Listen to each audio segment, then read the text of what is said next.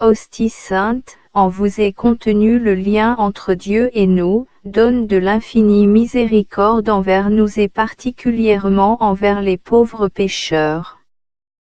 Hostie sainte, en vous sont contenus tous les sentiments du très doux cœur de Jésus envers nous et particulièrement envers les pauvres pécheurs. Hostie sainte, notre unique espoir, dans toutes les souffrances et les contrariétés de la vie. Hostie sainte, notre unique espoir, au milieu des ténèbres et des orages intérieurs et extérieurs.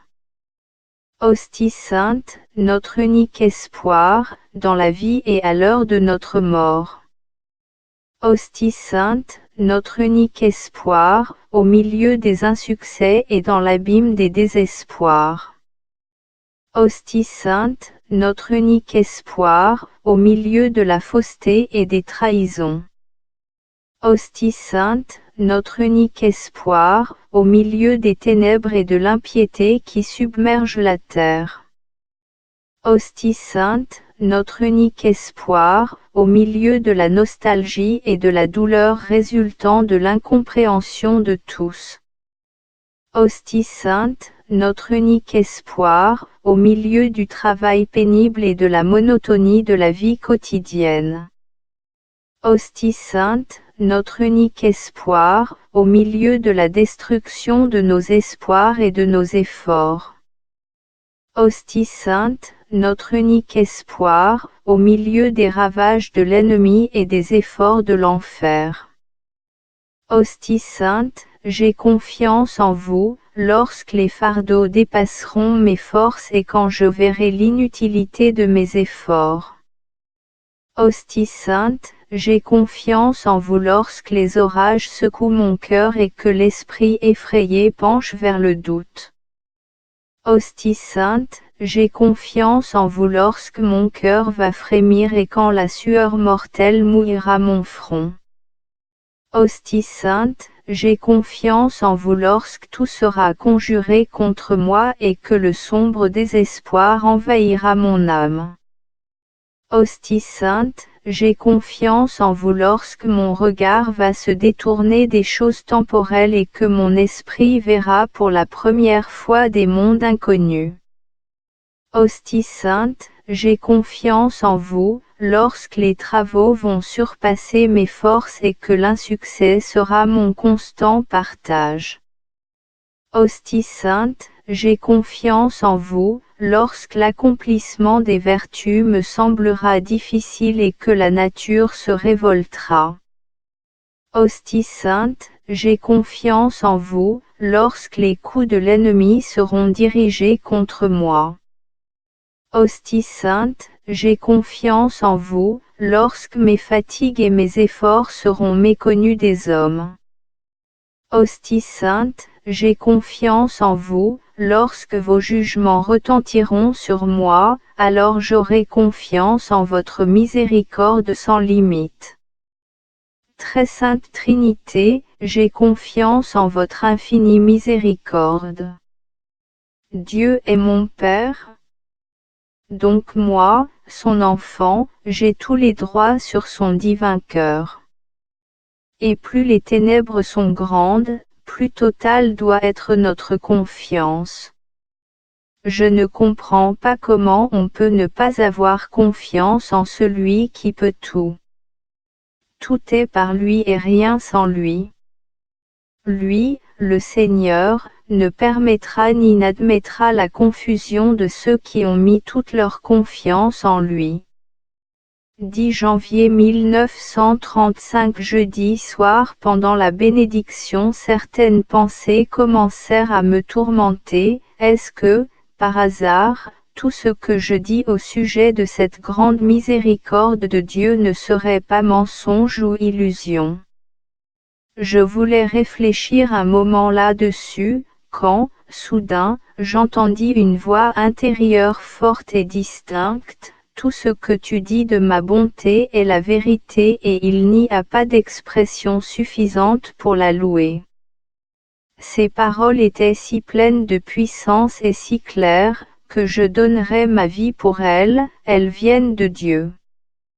Je le reconnais à la paix profonde qui m'envahit alors et continue de m'accompagner. 358 morceaux. Cette paix me donne une puissance et une force si grandes, que toutes les difficultés, les contrariétés, les souffrances et la mort même ne sont rien. Cette lumière souleva un coin du voile et je vis que tous mes efforts pour que les âmes connaissent la miséricorde du Seigneur, sont très agréables à Dieu. Cela fit naître une si grande joie dans mon âme, que je ne sais si, au ciel, elle peut être plus grande. Aussi les âmes voulaient écouter, au moins un peu, la voix de leur conscience et la voix, ou plutôt les inspirations de l'Esprit Saint. Je dis, au moins un peu, car lorsque nous nous livrons à l'influence de l'Esprit Saint divin, il complète lui-même ce qui nous manque. Nouvelle en 1935. Jésus aime entrer dans les menus détails de notre vie. Bien des fois, il réalise mes secrets désirs que je lui cache parfois, bien que je sache que rien ne peut être caché devant lui. Il est en usage chez nous, le jour de l'an, de tirer au sort des patrons particuliers pour toute l'année. Le matin, pendant la méditation, un secret désir s'éveilla en moi que Jésus Eucharistie soit mon patron particulier pour cette année comme avant. Cependant, cachant ce désir à mon bien-aimé, je lui parlais de tout, sauf de cela. Quand nous sommes arrivés au réfectoire pour déjeuner, après le signe de croix, nous commençâmes à tirer au sort. Lorsque je me suis approché des petites images où sont inscrits les patrons, j'en ai pris une sans réfléchir. Cependant, pour me mortifier pendant quelques minutes, je ne l'ai pas lu tout de suite. Soudain j'entendis une voix dans mon âme, « Je suis ton patron, lis. » À ce moment, j'ai regardé l'inscription et j'ai lu, patron pour l'année 1935, la Sainte Eucharistie. Mon cœur frémit de joie. Je me suis éloigné discrètement du cercle des sûrs et je suis allé, pendant un court instant, devant le Saint-Sacrement et là j'ai soulagé les sentiments de mon cœur. Cependant Jésus me fit doucement remarquer qu'en ce moment, je devais être en communauté avec les sûrs, j'y suis immédiatement retourné, conformément à la règle. Sainte Trinité, Dieu unique, inconcevable dans la grandeur de votre miséricorde envers les créatures et particulièrement envers les pauvres pécheurs. Vous avez révélé l'abîme de votre miséricorde inconcevable dont aucune intelligence humaine, ni angélique ne sondera jamais les limites. Notre néant et notre misère s'anéantissent dans votre grandeur. Ô bonté infinie, qui vous louera dignement. Se trouvera-t-il une âme, qui vous comprenne dans votre amour? Ô Jésus, de telles âmes existent, mais il n'y en a pas beaucoup. Un jour, pendant la méditation matinale, j'ai entendu cette voix, « Je suis moi-même ton directeur, je l'étais, je le suis et je le serai. » Quand tu m'as prié de te donner une aide visible, je te l'ai accordée, l'ayant choisie moi-même avant même que tu m'aies l'ait demandé, car ainsi l'exigeait mon œuvre. Sache que les fautes que tu commets envers lui blessent mon cœur. Surtout garde-toi d'être indépendante, que chacun des plus petits détails porte le cachet de l'obéissance.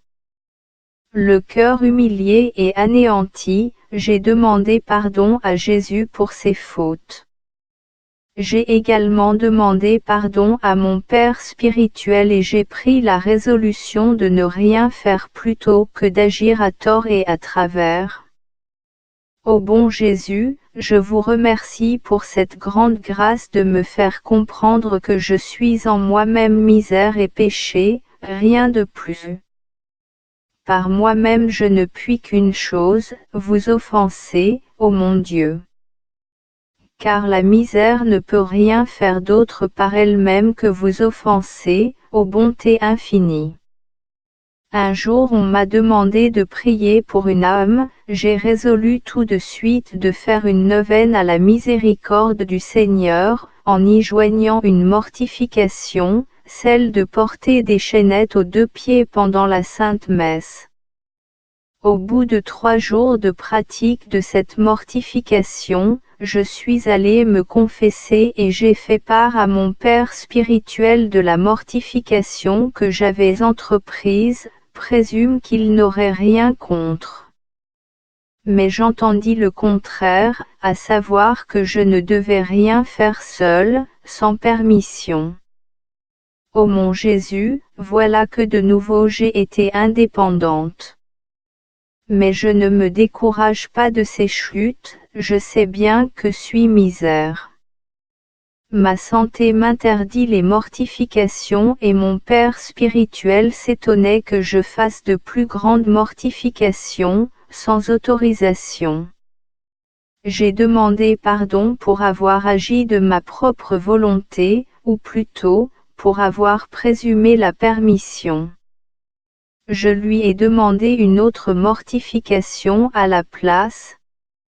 Il me proposa une mortification intérieure, notamment, je devais considérer, pendant la Sainte Messe, pourquoi Jésus a consenti à être baptisé. Cette méditation n'était pas une mortification pour moi, car ce m'est un délice de penser à Dieu. Mais il y avait là une mortification de la volonté, puisque je faisais, non pas ce qui me plaisait, mais ce qui m'était indiqué. C'est en cela que consiste la mortification intérieure. Lorsque je me suis éloigné du confessionnal et que j'ai commencé à réciter ma pénitence, j'entendis ces mots, j'ai accordé la grâce que tu m'avais demandée pour cette âme, cependant je ne l'ai pas fait à cause de la mortification que tu t'étais toi-même choisie. C'est pour ton acte d'obéissance absolue envers celui qui m'être représente, que j'ai accordé à cette âme la grâce pour laquelle tu as intercédé auprès de moi, et pour laquelle tu as imploré ma miséricorde. Sache que lorsque tu détruis ta volonté propre, la mienne règne en toi. Ô mon Jésus, soyez patient avec moi, je serai plus attentive à l'avenir. Je ne m'appuierai plus sur moi-même, mais sur votre grâce et sur votre bonté, qui sont si grandes pour moi qui suis si misérable. Une fois, Jésus me fit connaître que lorsque je le priais aux intentions qu'on me confiait, il était toujours prêt à accorder ses grâces, mais que les âmes ne voulaient pas toujours les accepter. Mon cœur déborde d'une grande miséricorde pour les âmes et particulièrement pour celles des pauvres pécheurs.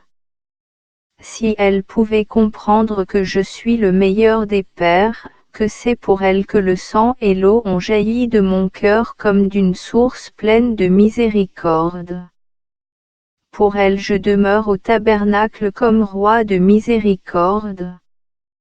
Je désire combler les âmes de grâce, mais elles ne veulent pas les accepter. Toi au moins, viens vers moi le plus souvent possible et prends ces grâces qu'elles ne veulent pas. Ainsi tu consoleras mon cœur. Oh! Que l'indifférence des âmes pour tant de bonté, tant de preuves d'amour est grande. Mon cœur n'est abreuvé que d'ingratitude et d'oubli de la part des âmes qui vivent dans le monde. Elles ont du temps pour tout, mais elles n'ont pas de temps pour venir vers moi, ni pour chercher des grâces. Je me tourne donc vers vous, âme choisie, est-ce que, vous aussi resterez aveugle à l'amour de mon cœur? Et ici aussi, mon cœur éprouve une déception. Je ne trouve pas en vous un abandon total à mon amour, mais tant de réserve, tant de méfiance, tant de précaution. Pour te consoler, je te dirai qu'il y a des âmes vivant dans le monde, qui m'aiment sincèrement. Je séjourne avec délice en elles. Mais elles sont peu nombreuses. Dans les couvents aussi il y a des âmes qui remplissent mon cœur de joie, mes traits sont gravés en elles et c'est pour cela que le Père céleste les regarde avec une prédilection particulière. Elles seront un spectacle pour les anges et les hommes. Mais leur nombre est très petit. Ce sont elles qui protègent le monde de la justice du Père céleste et qui lui obtiennent miséricorde, par leurs prières. L'amour de ces âmes et leurs sacrifices soutiennent l'existence du monde. C'est l'infidélité d'une âme, spécialement élue par moi, qui blesse le plus douloureusement mon cœur. Ces infidélités sont des larmes qui maîtres transpercent le cœur. 29 janvier 1935. Ce mardi matin, pendant la méditation, j'ai aperçu intérieurement le Saint-Père qui célébrait la Sainte Messe. Après le Pater Noster, il causait avec Jésus de cette affaire que Jésus m'a ordonné de lui dire. Bien que je n'en aille jamais parlé au Saint-Père personnellement, mais que ces affaires soient arrangées par quelqu'un d'autre, à cet instant, j'ai su, par connaissance intérieure, qu'il y réfléchissait et que dans peu de temps, l'affaire serait conclue selon les désirs de Jésus. Avant la retraite de 8 jours, je suis allé chez mon directeur spirituel et je l'ai prié de me désigner certaines mortifications pour le temps de la retraite. Il ne m'en a permis que quelques-unes seulement, et non toutes celles que je désirais. J'ai reçu la permission de faire 1 heure de méditation sur la passion de Jésus et de m'imposer certaines humiliations. J'étais un peu mécontente de ne pas avoir reçu la permission pour tout ce que je lui avais demandé. Quand nous sommes rentrés à la maison, j'ai passé un moment à la chapelle et j'entendis dans mon âme une voix. 1 heure de méditation sur ma douloureuse passion a un plus grand mérite que toute une année de flagellation jusqu'au sang. La considération de mes plaies douloureuses est d'un grand profit pour toi et Maître procure une grande joie. Je suis étonné que tu n'aies pas encore renoncé complètement à ta propre volonté, mais je me réjouis, car ce changement surviendra pendant la retraite. Le même jour, alors que j'étais à l'église, pour me confesser, j'ai aperçu ces mêmes rayons sortant de l'ostensoir. Ils se répandaient dans toute l'église. Cela dura pendant tout l'office. Après la bénédiction, ils se répandirent des 2 côtés, puis revinrent à l'ostensoir. Leur aspect était clair et transparent comme du cristal. J'ai prié Jésus qu'il daigne allumer le feu de son amour dans toutes les âmes froides. Sous ces rayons, leur cœur se réchaufferait, même s'il était froid comme de la glace, et il serait réduit en poussière, même s'il était dur comme le roc. 370 JMJ Wilno, 4,11193-5. Retraite de 8 jours. Jésus, roi de miséricorde, voici revenu le moment où je reste en tête avec vous, c'est pourquoi je vous supplie par tout l'amour dont brûle votre divin cœur, détruisez en moi, tout amour propre et, par contre, enflammez mon cœur du feu de votre très pur amour. Le soir, la conférence finie, j'ai entendu ces mots, je suis avec toi. Pendant cette retraite, je t'affermirai dans la paix et le courage, pour que les forces ne te manquent pas dans l'accomplissement de mes desseins. C'est pourquoi tu vas absolument renoncer à ta propre volonté pendant cette retraite et ainsi toute ma volonté s'accomplira en toi. Sache que cela va te coûter beaucoup, c'est pourquoi écris sur une carte blanche ces mots, à partir d'aujourd'hui ma volonté propre n'existe plus. Errais la carte. De l'autre côté, écris ces mots, à partir d'aujourd'hui j'accomplis la volonté de Dieu, partout, toujours, en tout. Ne t'effraie de rien. L'amour t'en donnera la force et en facilitera l'accomplissement. Méditation fondamentale sur le but, c'est-à-dire sur les choix de l'amour. L'âme doit aimer, elle a besoin d'aimer. L'âme doit déverser son amour, non pas dans la boue, ni dans le vide, mais en Dieu. Comme je me réjouis quand je réfléchis là-dessus, car je sens réellement que lui seul est dans mon cœur.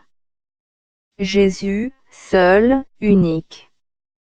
J'aime les créatures en tant qu'elles m'aident à m'unir à Dieu. J'aime tous les hommes parce que je vois en eux l'image divine. 373 JMJ Wilno, 4 novembre 1935. À partir d'aujourd'hui ma volonté propre n'existe plus.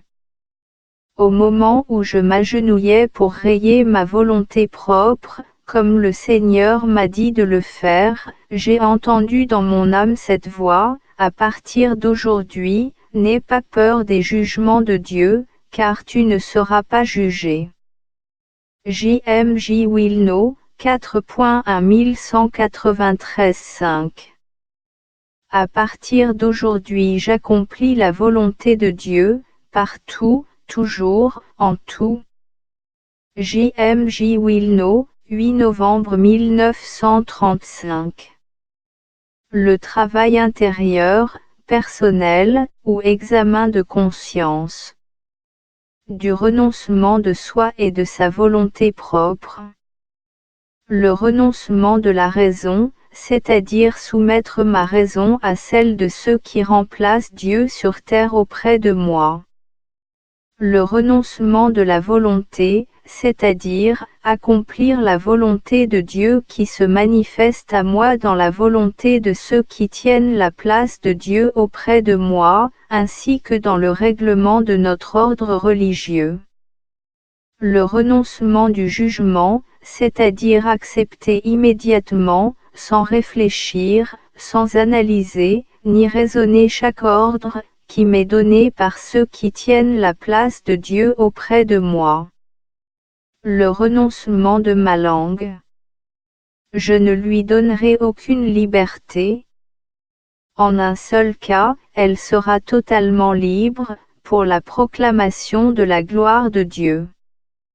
À chaque fois que je communie, je prie Jésus qu'il daigne fortifier et purifier ma langue, pour que je ne blesse pas mon prochain.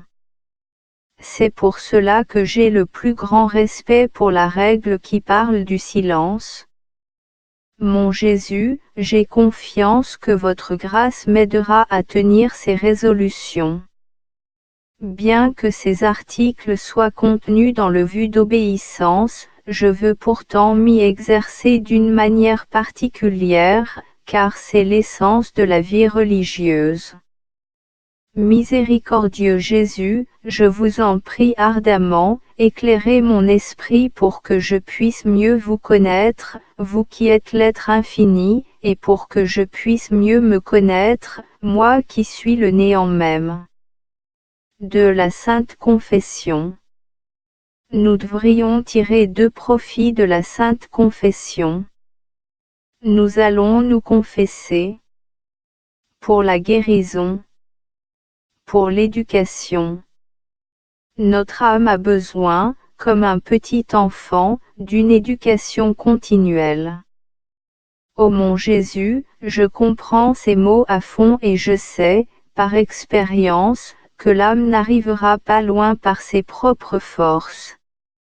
Elle peinera beaucoup et ne fera rien pour la gloire de Dieu. Elle va s'égarer constamment, car mon esprit est obscur et ne sait pas discerner en ce qui le concerne. Je vais appliquer mon attention spécialement sur 2 points. Choisir en me confessant, ce qui m'humilie le plus, serait-ce une chose minime, pourvu que cela me coûte beaucoup, et voilà pourquoi je le dirai. Je vais m'exercer à la contrition, non seulement pendant la confession, mais à chaque examen de conscience. Je vais éveiller en moi la contrition parfaite, surtout au moment d'aller me coucher. Encore un mot, l'âme, qui désire sincèrement avancer dans la perfection, doit s'en tenir strictement aux conseils que lui donne son conseiller spirituel. Autant de sainteté que de dépendance.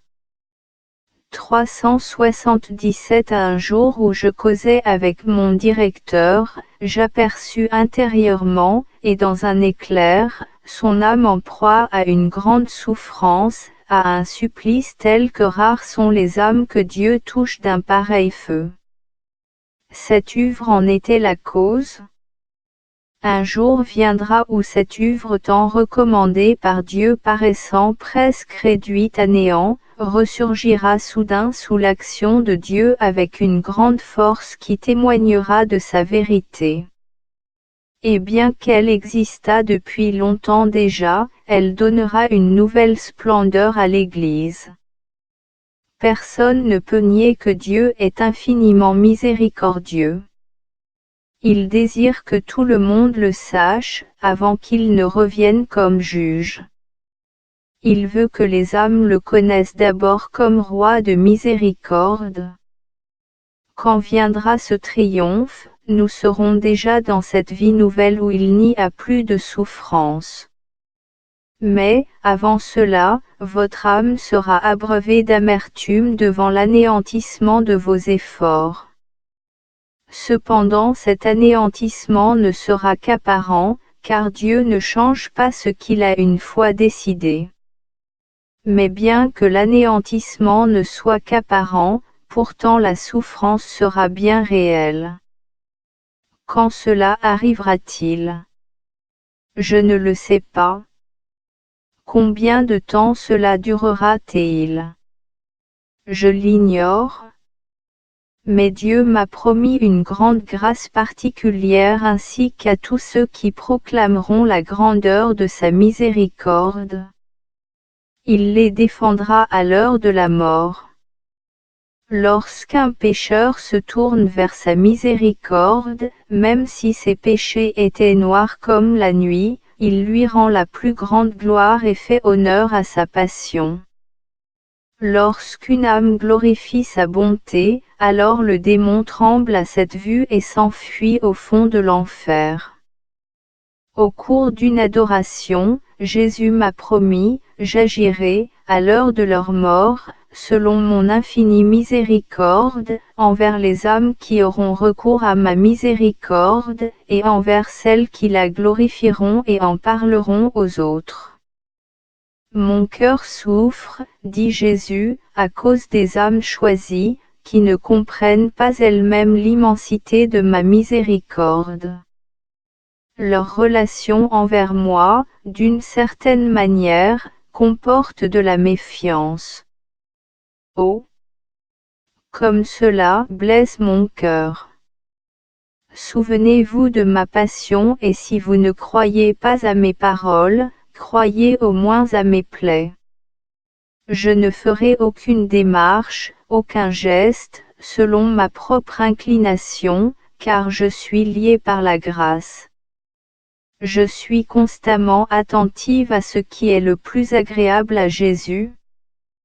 Pendant une méditation sur l'obéissance, j'ai entendu ces paroles, le prêtre parle, ici, exceptionnellement pour toi, sache que j'emprunte sa bouche.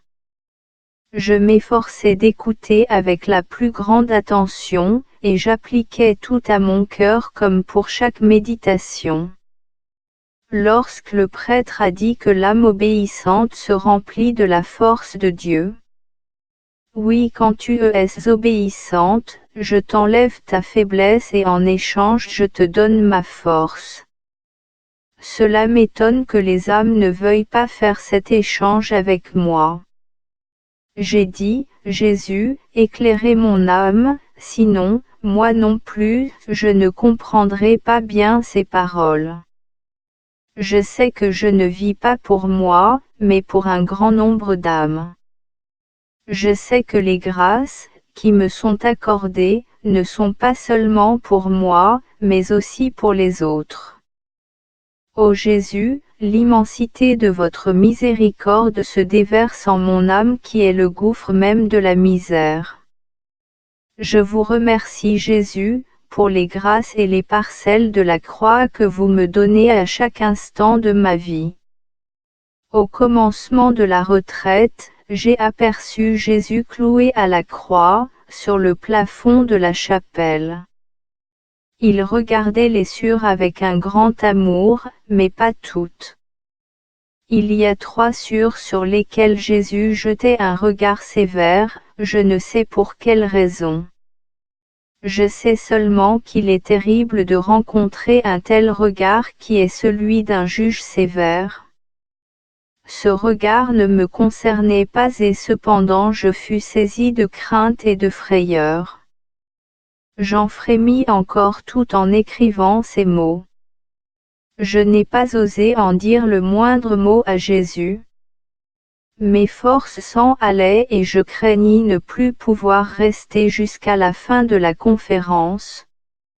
Le lendemain, j'ai vu de nouveau la même chose que la première fois. Et j'ai osé dire, Jésus, comme votre miséricorde est grande.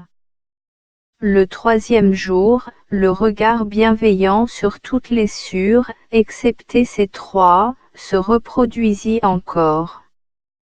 Alors je pris mon courage à 2 mains, ému par l'amour du prochain je dis au Seigneur, vous qui êtes la miséricorde même, comme vous me l'avez affirmé, je vous supplie, par la puissance de votre miséricorde, posez aussi votre regard bienveillant sur ces 3 cieux.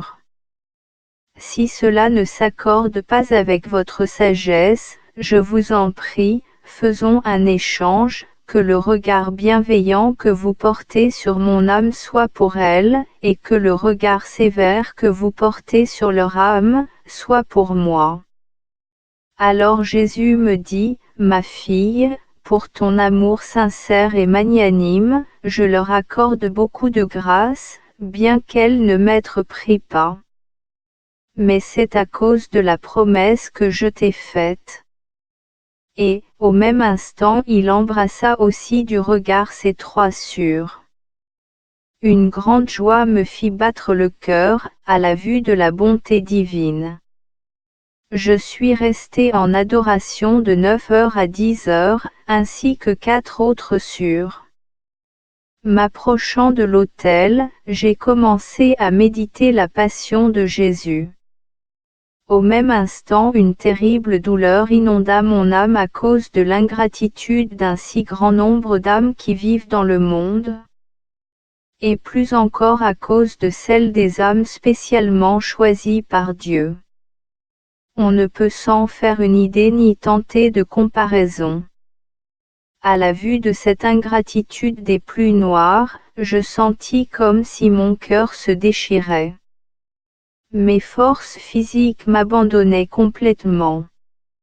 Je me suis prosterné et sans me cacher, je pleurais tout haut.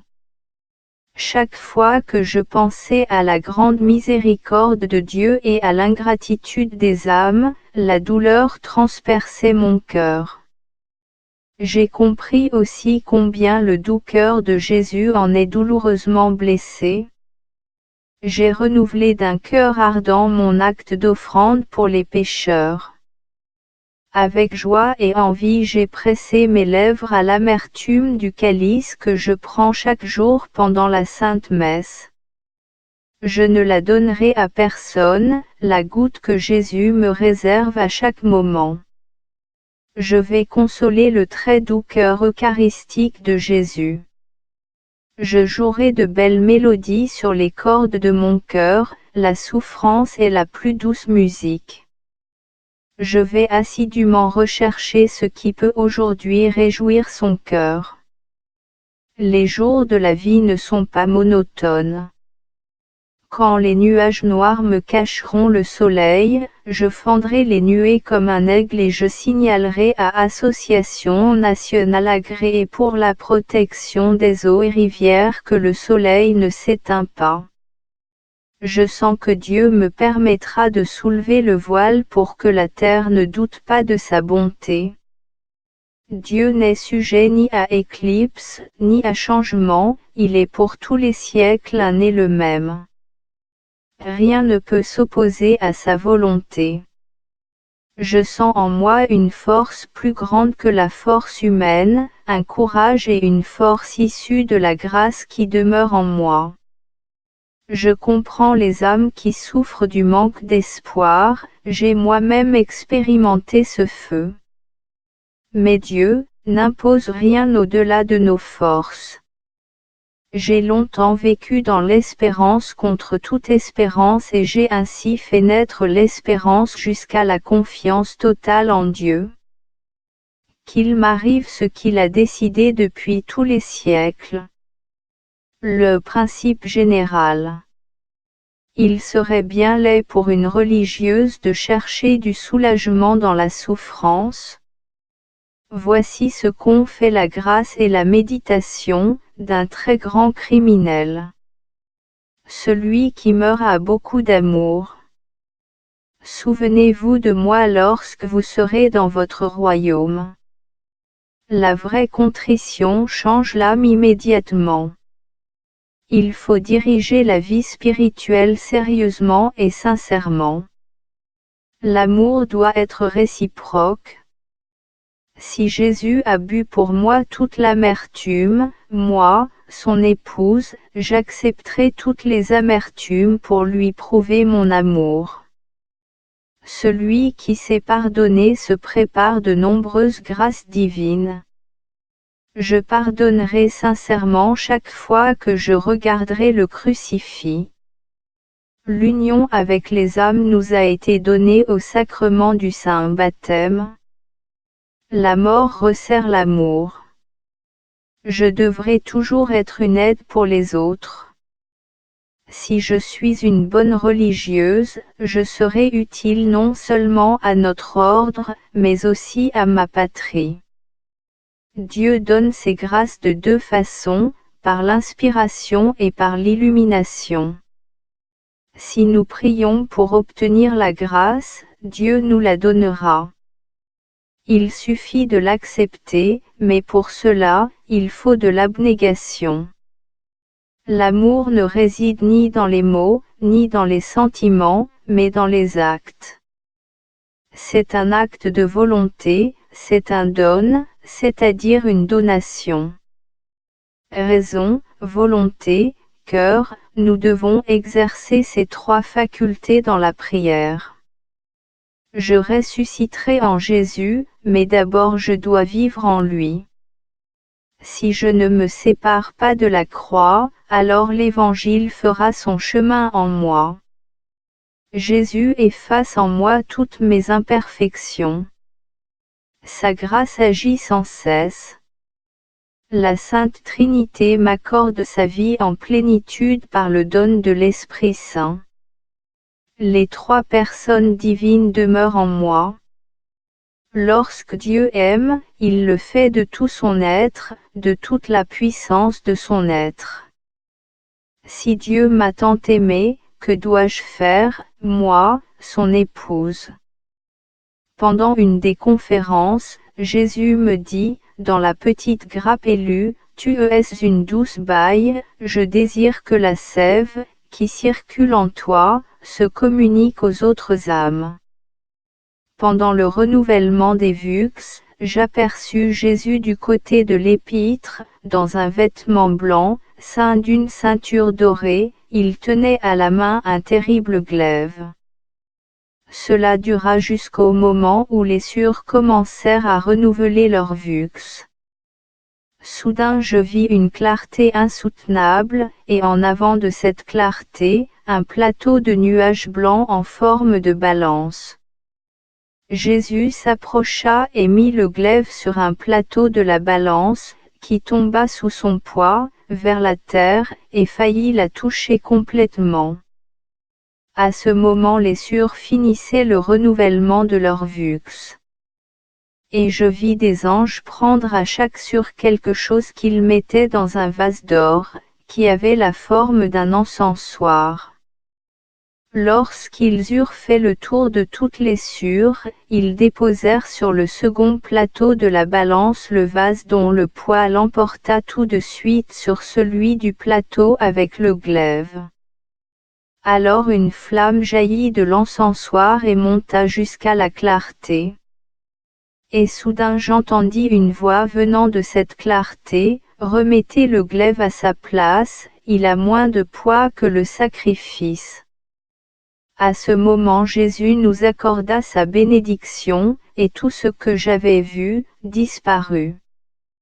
Les Sûrs avaient déjà commencé à communier.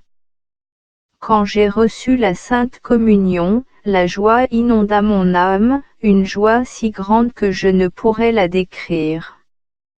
Départ pour quelques jours à la maison paternelle chez ma mère qui se mourait. J'ai appris que ma mère est très gravement malade, qu'elle est mourante, et qu'elle me prie de venir, car elle veut me voir avant de mourir. Alors se réveillèrent tous les sentiments de mon cœur. Comme une enfant aimant sincèrement sa mère, je désirais exaucer son désir. Mais j'ai laissé à Dieu la liberté d'agir et je me suis livré complètement à sa volonté. Sans faire attention à la douleur de mon cœur, je suivais la volonté divine. Le jour de ma fête, le 15 février au matin, la Mère supérieure me remit une seconde lettre de ma famille et m'accorda la permission de retourner à la maison pour exaucer le désir et les prières de ma mère mourante. Tout de suite, j'ai fait les préparatifs nécessaires et le soir j'ai quitté Wilno.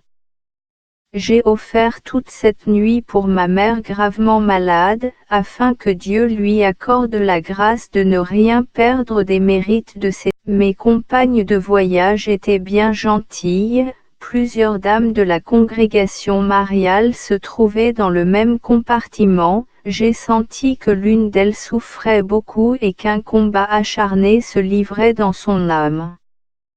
J'ai prié pour cette âme. À 11 heures, ces dames passèrent dans un autre compartiment pour causer et en attendant nous sommes restées toutes les deux seules, dans le wagon. Je sentis que ma prière augmentait encore le combat de cette âme. Je ne la consolais pas, aussi je priais encore plus ardemment. Enfin cette personne s'adressant à moi me pria de lui dire si elle devait accomplir une certaine promesse faite à Dieu. À ce moment, j'ai eu intérieurement connaissance de cette promesse et lui ai répondu, « Vous êtes obligée, madame, d'accomplir cette promesse, car autrement, vous serez malheureuse toute votre vie. Cette pensée ne vous laissera pas en paix. » Étonnée de cette réponse, elle le dévoila toute son âme. C'était une maîtresse d'école qui, lorsqu'elle devait passer un examen, promit à Dieu de se consacrer à son service, c'est-à-dire entrer au couvent si elle était reçue à cet examen. Elle réussit très bien l'examen. Mais, dit-elle, je suis entrée dans le tourbillon du monde et je ne veux plus entrer au couvent. Cependant ma conscience ne me laisse pas en paix et malgré les distractions, je suis toujours mécontente. Après une assez longue conversation, cette personne changea du tout au tout et me dit qu'elle allait tout de suite faire des démarches pour se faire religieuse. Elle me demanda de prier pour elle. Je sentais que Dieu ne lui épargnait pas ses grâces. Le matin, j'arrivais à Varsovie et le soir à 8 heures, j'étais à la maison. Il est difficile de décrire quelle joie ce fut pour mes parents et pour toute la famille. Ma mère se trouvait un peu mieux, cependant le médecin ne laissait aucun espoir quant à la guérison complète. Après nous être salués, nous sommes tous tombés à genoux pour remercier Dieu de la grâce de pouvoir nous rencontrer tous encore une fois dans cette vie. En voyant prier mon père, j'étais bien honteuse, après tant d'années passées au couvent, de ne pas savoir prier avec autant de sincérité et de ferveur. Je ne cesse de rendre grâce à Dieu pour de tels parents. Oh! Comme tout avait changé en 10 ans. Impossible de rien reconnaître. Le jardin était si petit maintenant que je ne pouvais le reconnaître. Mes frères et sœurs que j'avais quittés encore enfants, étaient maintenant tous adultes. Je m'étonnais de ne pas les retrouver tels que lors de notre séparation. Stasio m'accompagnait chaque jour à l'église. Je sentais que cette âme était très agréable à Dieu. Le dernier jour, quand il n'y avait plus personne à l'église, je suis allée devant le Saint-Sacrement, et nous avons récité ensemble le Te Deum. Après un moment de silence, j'ai offert cette âme au très doux cœur de Jésus. Comme il m'était bon de prier dans cette petite église. Je me suis souvenu de toutes les grâces que j'y avais reçues, grâces que je ne comprenais pas alors et dont j'avais si souvent abusé, et je m'étonnais moi-même d'avoir pu être aussi aveugle. Je regrettais vivement mon aveuglement et, soudain j'ai vu Jésus, éclatant d'une beauté indicible. Il me dit gracieusement, mon élu, je t'accorderai de plus grâces encore, pour que tu sois pendant toute l'éternité témoin de mon infinie miséricorde. Ces jours à la maison passaient pour moi en grande compagnie, car chacun voulait me voir et causer un peu. Souvent je comptais jusqu'à 25 personnes. Elles écoutaient avec curiosité mes récits de la vie des saints. Je m'imaginais que notre maison était vraiment la maison de Dieu, car jusqu'au soir on ne parlait que de lui. Lorsque, fatigué par ces récits et soupirant après la solitude et le silence, je m'échappais le soir au jardin afin de pouvoir parler avec Dieu en tête-à-tête, cela non plus ne me réussissait pas. Mes frères et sœurs venaient tout de suite et me reconduisaient à la maison où, de nouveau, il me fallait parler avec tant d'yeux fixés sur moi.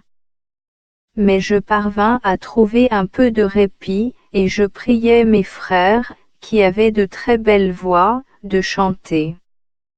De plus, l'un d'entre eux jouait du violon, le second de la mandoline. Ce qui me permettait de prier spirituellement sans fuir leur société. Ce qui me coûtait beaucoup, c'était d'embrasser les enfants. Des femmes de ma connaissance venaient avec leurs enfants et me priaient de les prendre dans mes bras ne serait-ce que pour un instant, et les embrasser. Elles considéraient cela comme une grande grâce. Pour moi c'était une occasion de m'exercer à la vertu, car plus d'un enfant était assez sale. Mais pour me vaincre et ne montrer aucune répugnance, je baisai 2 fois un enfant sale. L'une d'elles apporta son enfant, qui avait les yeux malades et purulents, et me dit, « Prenez-le un instant dans vos bras, ma sœur. » Ma nature ressentait du dégoût, mais sans y prêter attention, je pris l'enfant dans mes bras, et je le baisai 2 fois, juste à l'endroit purulent de El-Il, en demandant à Dieu une amélioration. J'avais ainsi beaucoup d'occasions de m'exercer à la vertu. En les écoutant tous exprimer leurs griefs, j'ai remarqué qu'ils n'y avaient pas de cœur joyeux, car ils n'y avaient pas de cœur aimant sincèrement Dieu et cela ne m'a pas du tout étonné. Je fus très peiné de ne pas voir deux de mes sœurs. Je sentis intérieurement que leur âme était en grand danger. Lorsque je pensais à elles, la douleur me serrait le cœur. Un jour, me sentant très près de Dieu, je priai ardemment le Seigneur de leur accorder sa grâce. Le Seigneur me répondit: je leur accorde non seulement les grâces nécessaires, mais aussi des grâces particulières. J'ai compris que le Seigneur les appellerait à une plus grande union avec lui et je me réjouis profondément qu'un si grand amour règne dans notre famille. Quand vint le moment de dire adieu à mes parents, je les priai de me bénir, j'ai senti la puissance de la grâce divine qui se déversa dans mon âme.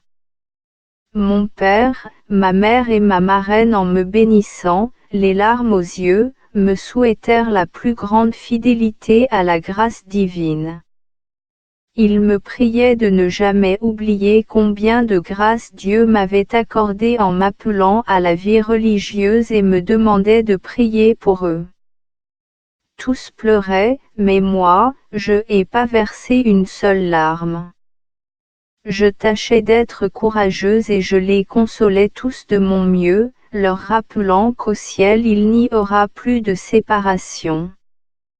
Stasio m'a reconduite jusqu'à la voiture. Je lui dis que Dieu aime beaucoup les âmes pures et l'assurai qu'il était content de lui lorsque je lui parlais de la bonté divine et à quel point Dieu pense à nous. Il se mit à pleurer comme un petit enfant.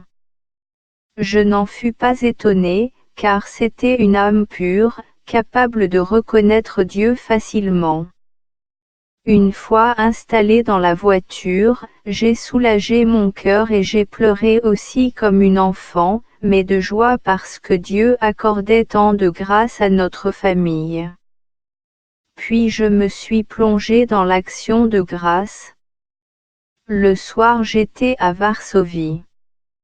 J'ai d'abord salué le maître de la maison, puis toute la communauté. Avant d'aller dormir, je suis venu dire bonsoir au Seigneur lui demandant pardon d'avoir si peu parlé avec lui pendant mon séjour à la maison. J'entendis une voix dans mon âme, je suis très content que tu n'aies pas parlé avec moi, car tu as fait connaître ma bonté aux âmes, et tu les as éveillées à mon amour. La Mère supérieure me dit que, le lendemain, nous irions toutes deux à Josephinet et que nous aurions l'occasion de parler avec la Mère générale.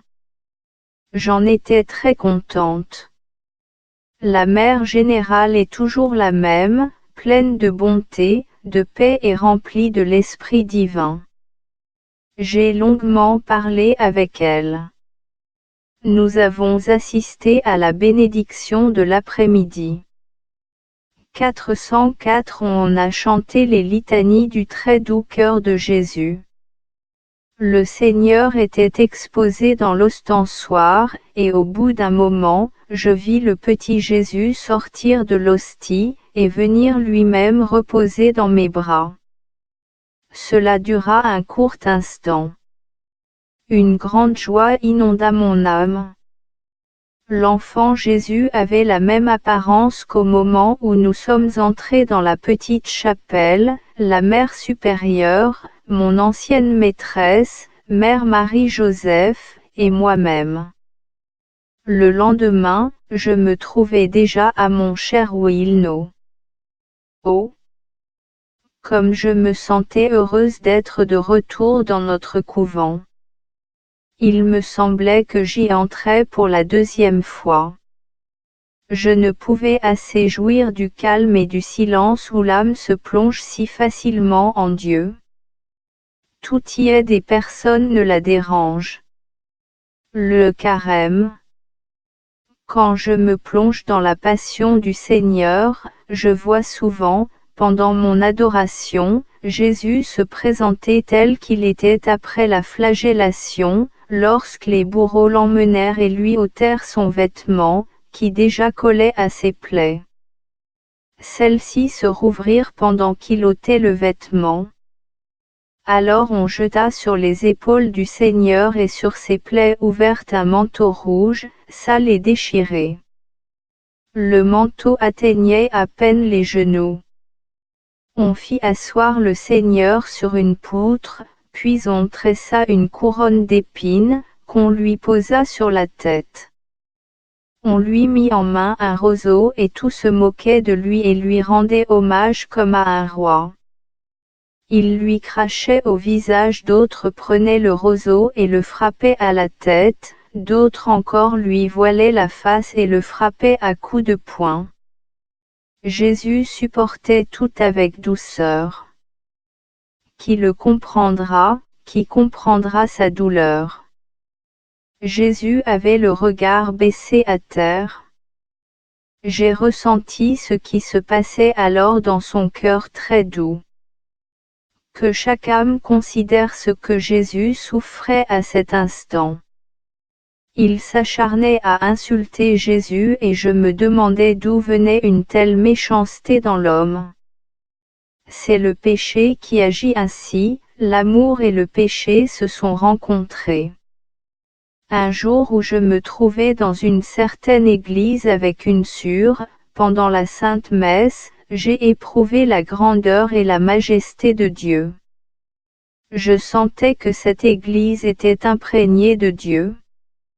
Sa majesté m'enveloppait, elle m'effrayait et cependant, me remplissait de paix et de joie. J'ai vu que rien ne pouvait s'opposer à sa volonté. Oh! Toutes les âmes savaient qui demeure dans nos sanctuaires. Il n'y aurait pas tant d'outrage ni de manque de respect dans les endroits sacrés. Ô éternel et inconcevable amour, je vous prie de m'accorder une grâce, éclairez ma raison de la lumière d'en haut, faites-moi connaître et apprécier toutes les choses d'après leur valeur. La plus grande joie de mon âme est de connaître la vérité. 21:3-35. Souvent, pendant la Sainte Messe, je vois le Seigneur en mon âme, je sens sa présence qui me transperce. Je sens son divin regard, je converse avec lui, sans dire un mot. Je sais ce que désire son divin cœur, et j'accomplis toujours ce qui lui plaît le plus. Je l'aime à la folie et je sens que je suis aimé de Dieu. Dans les moments où je le rencontre dans les profondeurs de mon âme, je me sens si heureuse que je ne peux l'exprimer. Ce sont de courts instants car l'âme ne pourrait les supporter plus longtemps, la séparation d'avec le corps devrait suivre un si grand bonheur. Ces moments sont très courts, mais leur puissance se communique à l'âme et s'y prolonge longtemps. Sans le moindre effort, je sens qu'un profond recueillement s'empare alors de moi qui ne diminue pas, même si je parle avec des gens. Il ne me dérange pas non plus dans l'accomplissement de mes devoirs. Je sens la continuelle présence de Dieu, sans aucun effort, je sais que je lui suis uni aussi étroitement que la goutte d'eau à l'insondable océan. Jeudi dernier, vers la fin des prières, j'ai senti cette grâce qui a duré, exceptionnellement, pendant toute la Sainte Messe. Je pensais que j'allais mourir de joie. Dans ces moments-là, j'apprends à mieux connaître Dieu et ses attributs, ainsi que moi-même et ma misère, et je m'étonne de l'immense abaissement de Dieu envers une âme aussi misérable que la mienne. Après la Sainte Messe, je me sentais toute plongée en Dieu et chacun de ses regards dans le fond de mon être reste présent à mon esprit.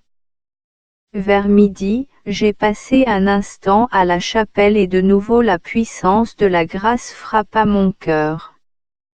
Alors que je persévérais dans le recueillement, Satan prit un pot de fleurs et le jeta ses terres de toutes ses forces avec colère. Je vis tout son acharnement et sa jalousie. Il n'y avait personne à la chapelle, je me suis donc levée, j'ai ramassé le pot brisé, j'ai replanté la fleur et je voulais la remettre à sa place, avant que quelqu'un ne vienne à la chapelle.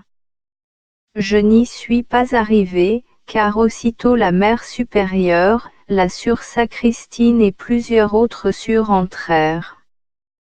La mère supérieure s'étonna que je touche à quelque chose sur le petit autel, et que le pot de fleurs soit tombé.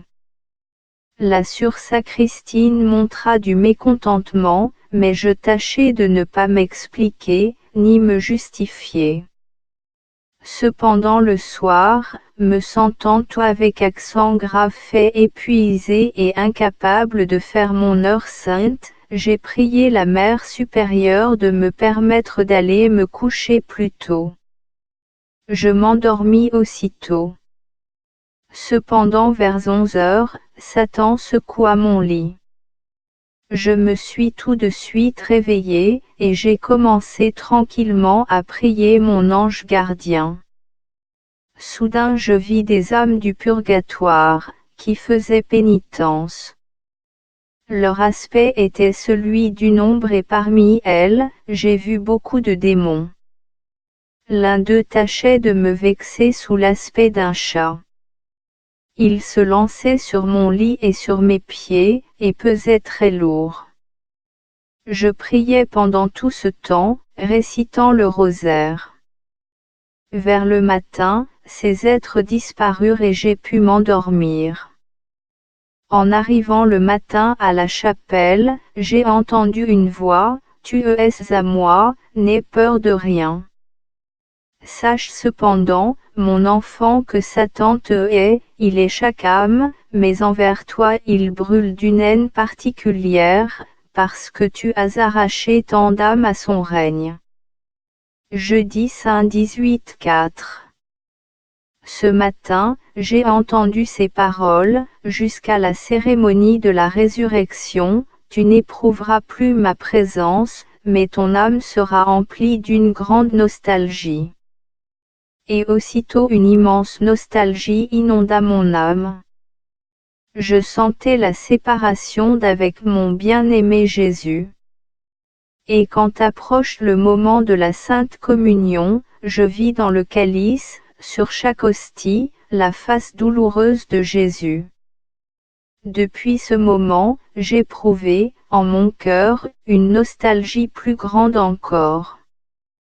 Vendredi saint à 3 heures de l'après-midi, quand je suis entrée à la chapelle, j'ai entendu ces paroles. Je désire que cette image soit honorée publiquement. Tout d'un coup j'aperçus Jésus agonisant sur la croix dans de grandes douleurs, de son cœur sortir ces deux rayons qui sont représentés sur l'image. Samedi, pendant les vêpres, j'aperçus Jésus resplendissant de lumière comme le soleil, dans un vêtement clair, qui me dit, que ton cœur se réjouisse. Une grande joie m'inonda et la présence de Dieu me pénétra tout entière, c'est un trésor ineffable pour l'âme. Quand l'image fut exposée, j'ai vu le vif mouvement de la main de Jésus, qui traça un grand signe de croix. Le soir du même jour, quand je fus couché dans mon lit, je vis cette image survoler la ville qui était elle-même tendue de réseaux et de filets. En passant, Jésus coupait tous les filets et à la fin, il traça un grand signe de croix et disparut. Je me vis entouré d'un grand nombre d'êtres méchants, brûlant d'une immense haine contre moi. Leur bouche proférait toutes sortes de menaces, cependant aucun ne m'a touché. Après un moment, cette apparition disparut, mais je mis longtemps à m'endormir. 26.4 Vendredi, alors que j'étais à Ostrabrama, pour les cérémonies au cours desquelles l'image a été exposée, j'assistais au sermon de mon confesseur. Ce sermon sur la miséricorde divine était le premier de ceux que Jésus exigeait depuis si longtemps. Quand il commença à parler de cette grande miséricorde du Seigneur, l'image prit un aspect vivant et ses rayons pénétraient dans les cuirasses des personnes rassemblées, mais pas dans la même mesure. Les uns en recevaient plus et d'autres moins. Mon âme fut inondée d'une grande joie à la vue de la grâce de Dieu. Soudain j'entendis ces paroles, « Tu es le témoin de ma miséricorde.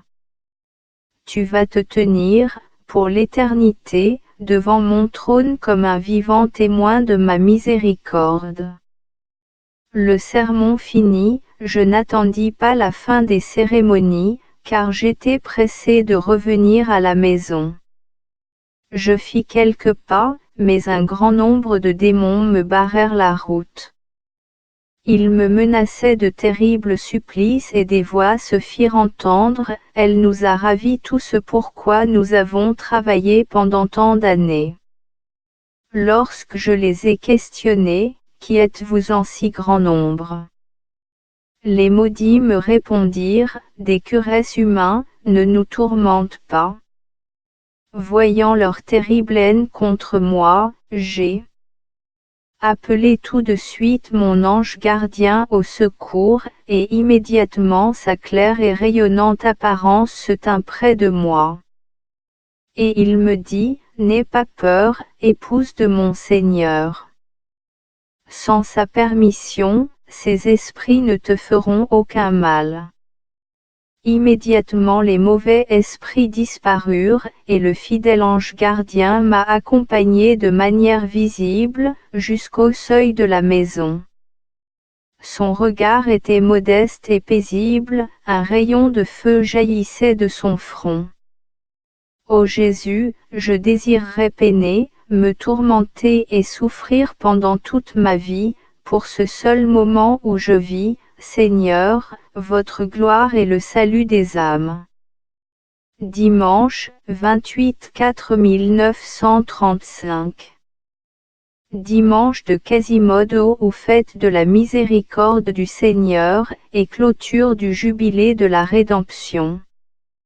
Nous sommes allés assister à ces cérémonies et mon cœur battait de joie, parce que ces deux fêtes sont si étroitement unies.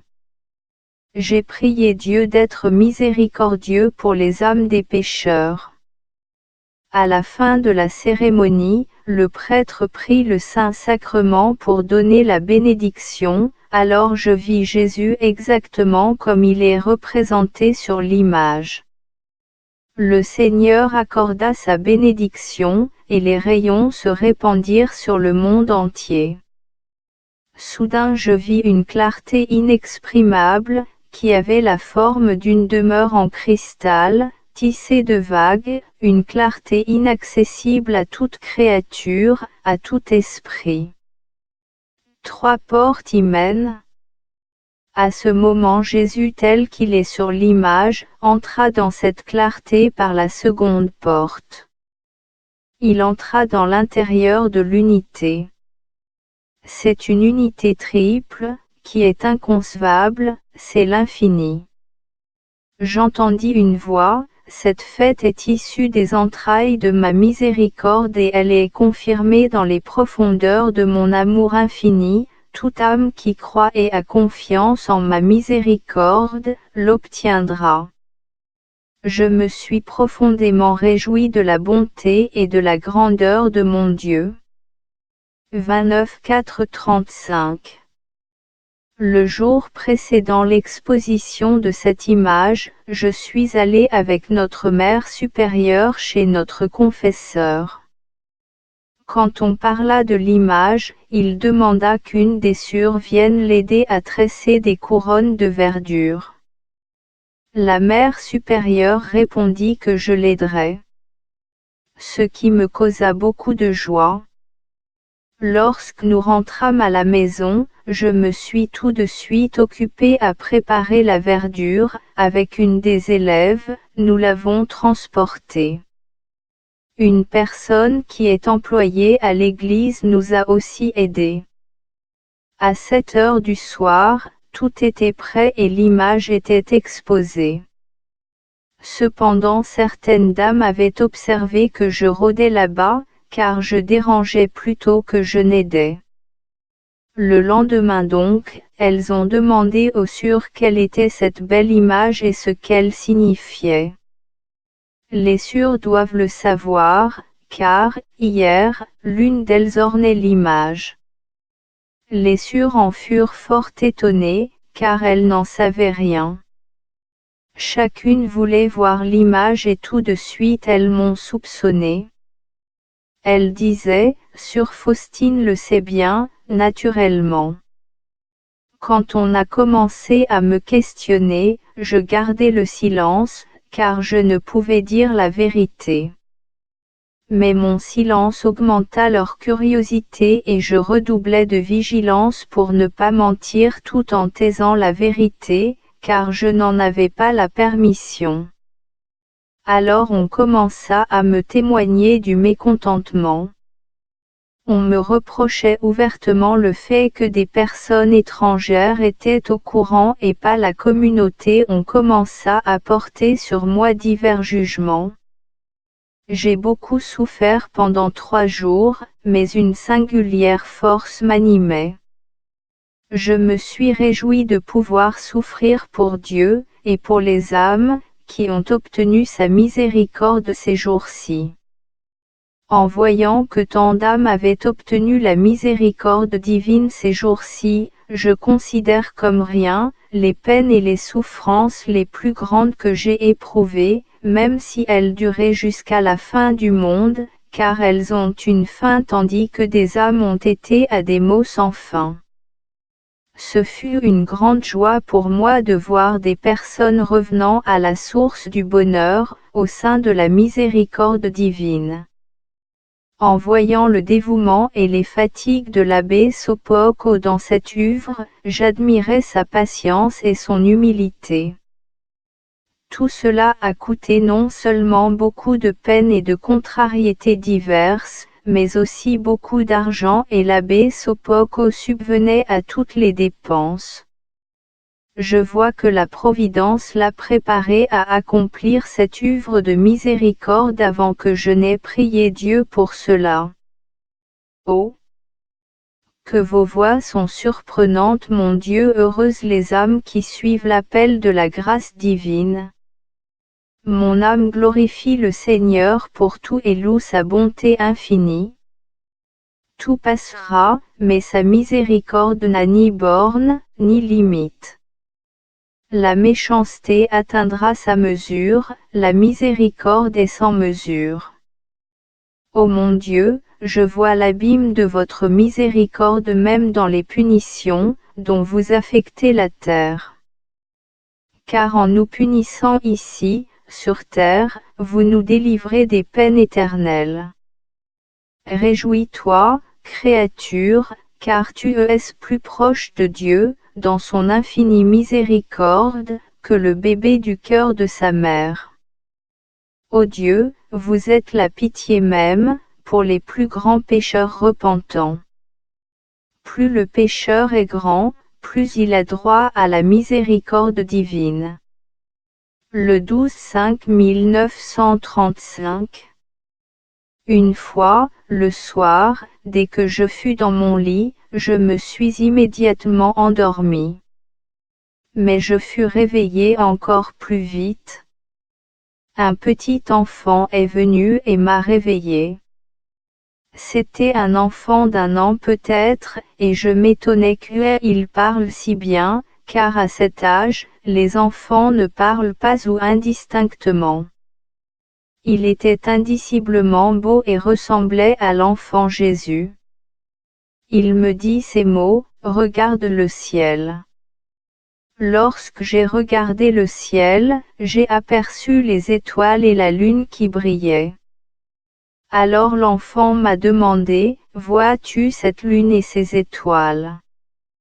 J'ai répondu, « Oui. » Ces étoiles, reprit-il, sont les âmes des fidèles chrétiens et la lune ce sont les âmes religieuses. Tu vois la grande différence de lumière entre la lune et les étoiles.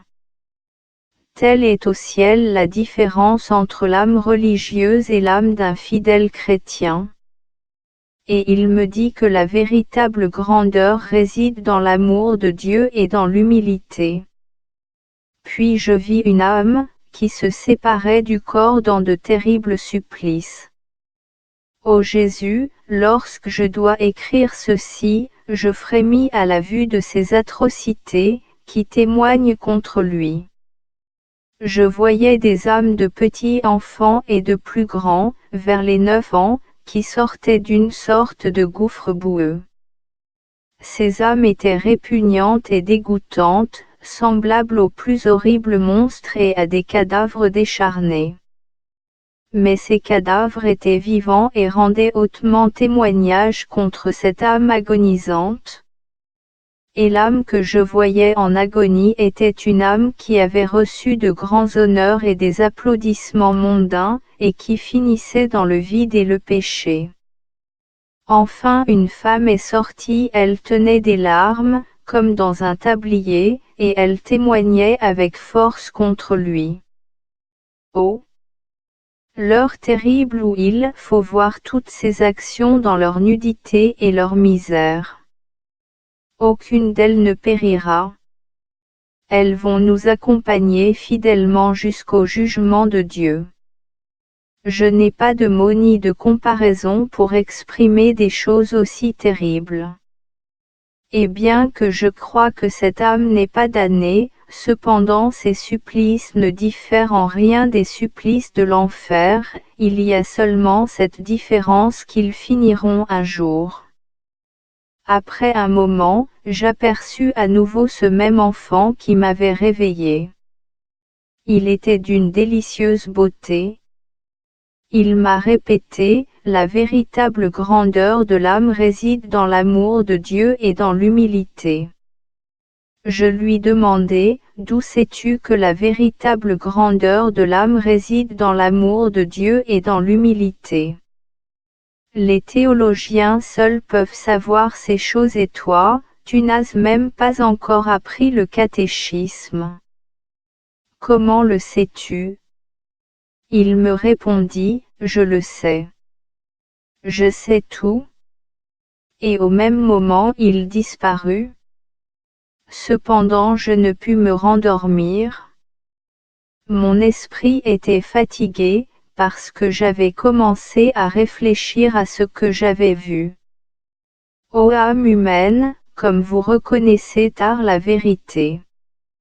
Ô immensité de la miséricorde de Dieu, déversez-vous au plus vite sur le monde entier, comme vous-même me l'avez dit.